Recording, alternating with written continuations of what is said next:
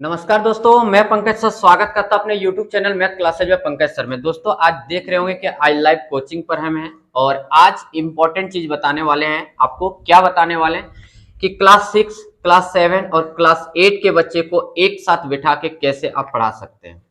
एकदम यहाँ से देख सकते हैं कि बच्चा यदि काउंट करने जाते हैं तो लगभग आप यहाँ से देख रहे होंगे कि मान के चलिए कि 50 के संख्या में बच्चा होगा एक बैच में। ठीक है, हम क्या करते हैं कि जैसे 50 बच्चा एक बैच में हो जाता है, फिर दूसरा बैच में 50 बच्चा कर देते हैं। सिर्फ मेरा क्या होता है 9 और 10 में एकदम सेपरेट रहता है, उसमें बच्चों की संख्या ज्यादा रहती है। लेकिन जो कंबाइंड बैच मेरा चलता है उसमें क्या होता है कि 50 लिमिट रखे हुए कि 50 बच्चे एक साथ रखने हैं। अब बात होता क्या था कि आप लोग का भर भर के कमेंट आता था कि सर हम लोग एक साथ बैठा के कैसे पढ़ाएं। लेकिन इसमें सबसे बड़ा आपका सवाल क्या रहता था वो चीज भी बता दे रहे हैं कि सर हमारे पास इंग्लिश मीडियम के बच्चे हैं, कुछ बुक से पढ़ना चाहते हैं, कुछ ये से पढ़ना चाहते हैं। तो सबसे पहले बता देना चाहते हैं आपको हम क्या कि यहाँ पे जितने भी बच्चे बैठे हुए सारे हमारे सरकारी स्कूल के बच्चे हैं और हम मेरे पास ज्यादातर सरकारी स्कूल के बच्चे को ट्यूशन देते हैं। इंग्लिश मीडियम के बच्चे के लिए सेपरेट बैच उन लोग का अलग रहता है। और एक चीज आपको हम बता देना चाहते हैं, यदि आप कोचिंग चला रहे हैं, देखिए एक ट्यूशन पढ़ाता है जो घर में जाके होम ट्यूशन दे रहा है,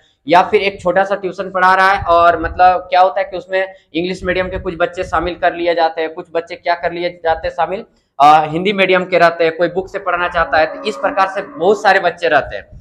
तो उस टाइप का कोचिंग में आप हद से 10 से 15 बच्चे को मेंटेन कर सकते हो, ज्यादा नहीं कर सकते हो। लेकिन आज के ये जो गवर्नमेंट स्कूल के बच्चे को हम एक साथ 6, 7, 8 को किस प्रकार हैंडल करते हैं, यदि बहुत अच्छा चीज से समझना है कि कैसे करवा रहे तो आपको वीडियो के अंत तक जाना पड़ेगा। और यदि अभी तक आप हमारे चैनल से नहीं जुड़े तो चैनल को सब्सक्राइब कर दीजिए।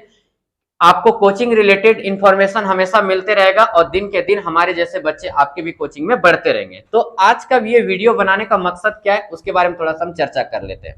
देखिए आप लोग को कुछ दिन पहले हम क्या किए थे कि मैं क्लास 6 का प्रैक्टिस सेट दिए थे। तो आखिर वो प्रैक्टिस सेट हम बनाए कहां से? एक्चुअली क्या देखे कि एनसीईआरटी बुक सबसे पहले उठाए, उसी से सभी चैप्टर से हम क्या किए कि चैप्टर वाइज क्वेश्चन को सिलेक्ट किए।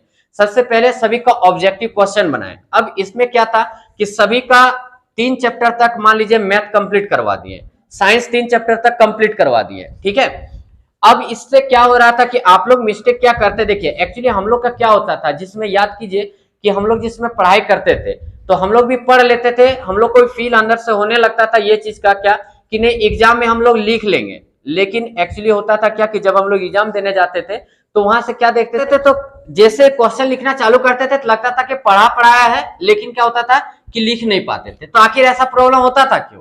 तो गांव में अक्सर ऐसा ही हो रहा है। आप अक्सर देखते होंगे गांव में क्या कि बच्चे लोग सिर्फ पढ़ रहे हैं, ट्यूशन पढ़ रहे हैं, मतलब क्या एक दायित्व निभा रहे हैं और टीचर भी दायित्व निभा रहा है कि एक फॉर्मेलिटी टाइप का पैसा सिर्फ टाइम पर मांगना है उनका। और भर भर के मेरा कमेंट आता है कि क्या कमेंट आता है कि सर पैसा तो टाइम पर गांव में मिलता ही नहीं है। पैसे टाइम पर मिलेंगे, आपको नहीं मिलेंगे ऐसे बात नहीं, लेकिन आपको उसके लिए सही जगह पर पहुंचना पड़ेगा। अब आज के ये पेपर जो आपको दिख रहा है, क्या दिख रहा है ये चीज हम बता रहे हैं। आप देखिए स्क्रीन पर आपको दिख रहा होगा। ठीक है, देखिए इस टाइप से हम क्वेश्चन क्या किया, 6 क्लास का, 7 क्लास का और 8 क्लास का क्वेश्चन सबसे पहले हम सिलेक्ट कर लिए। ये आज का जो है वीडियो रिकॉर्डिंग कर रहे हैं संडे को, लेकिन आपको थोड़ा लेट आएगा ये वीडियो। ठीक है, अब इसमें क्या कर रहे हैं, आज कोई टेस्ट नहीं ले रहा। आप ये नहीं सोचिएगा सर टेस्ट ले रहे हैं, टेस्ट का वीडियो बहुत सारा बना चुके थे।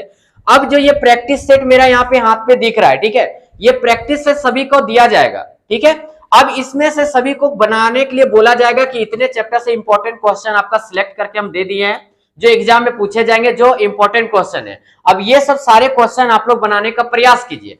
अब इन लोग क्या करेंगे कि बनाएंगे, अभी सभी को हम क्या करेंगे पेपर दे देंगे। ठीक है, पेपर देने के बाद जब बनाने लगेंगे उसके बाद देखिए कैसे हम इसको सॉल्व करवाते हैं।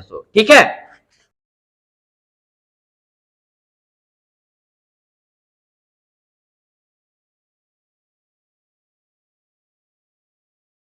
बच्चों तुम लोग को टेस्ट पे सभी को प्रैक्टिस सेट मिल गया है? yes, अब प्रैक्टिस सेट में तुम लोग को बनाना है। ठीक है, yes, और जितने नंबर का नहीं बनेगा वो बोलना कि सर इतना नंबर का नहीं बन रहा है। ठीक है, yes, और सभी से 6 क्लास के बच्चों को बोल रहे हैं, 8 क्लास 7 क्लास के बच्चों को बोले और 8 क्लास का, जिसका जो नहीं बनेगा, जैसे तुम लोग को पता है कि इस बार क्या करवा रहे हैं, सबसे प्रैक्टिस करवा रहे हैं और प्रैक्टिस करने के बाद हम लोग का क्या होगा, टेस्ट होगा। ठीक है, तो अगला वीक को यही चैप्टर से आपको टेस्ट देना है, लेकिन उसके पहले हम लोग क्या कर ले रहे हैं, प्रैक्टिस कर ले रहे हैं। ठीक है, तो चलिए आप लोग बनाना चालू कीजिए, ठीक है।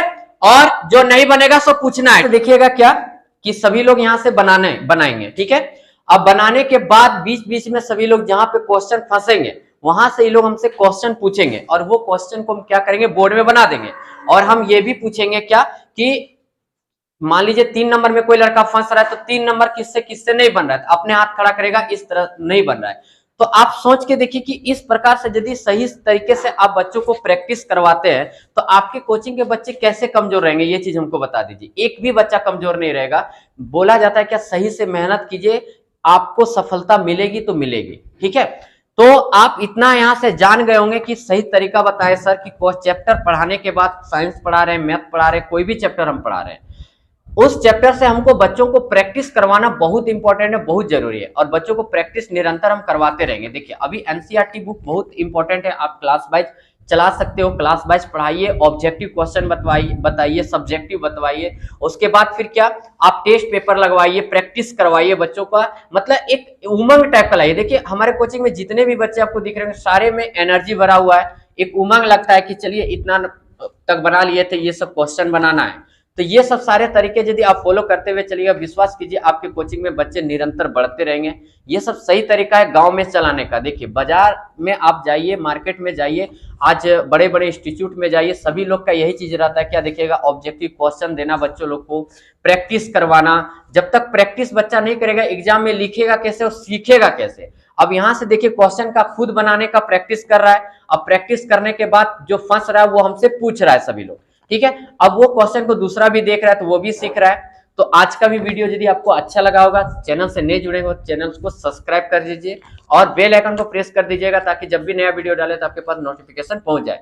दोस्तों कल एक वीडियो आपके पास आने वाली है, उस वीडियो को देखने नहीं भूलिएगा। उसमें हम हिंदी व्याकरण का आपका नोट्स 5 चैप्टर का इंपॉर्टेंट चैप्टर का सिलेक्ट करके और ऑब्जेक्टिव क्वेश्चन उसमें डाल दिए हैं, यानी कि आप प्रैक्टिस के लिए जिस प्रकार आज बताएं। मान लीजिए आप हिंदी व्याकरण पढ़ा रहे हैं, हिंदी व्याकरण पढ़ाने के बाद मान लीजिए संज्ञा पढ़ा दिए, सर्वनाम पढ़ा दिए, क्रिया पढ़ा दिए, विशेषण पढ़ा दिए, ठीक है। अब इतने चैप्टर पढ़ाने के बाद आपको उससे प्रैक्टिस तो बच्चों को करवाना है कि सीखा कि नहीं सीखा, तो उसका हम प्रैक्टिस शीट भी करवा के डाल दिए चैप्टर वाइज। अब बोलिएगा सर इसके प्राइस रहेंगे, नहीं, ये भी नोट्स आपको बिल्कुल फ्री रहेंगे।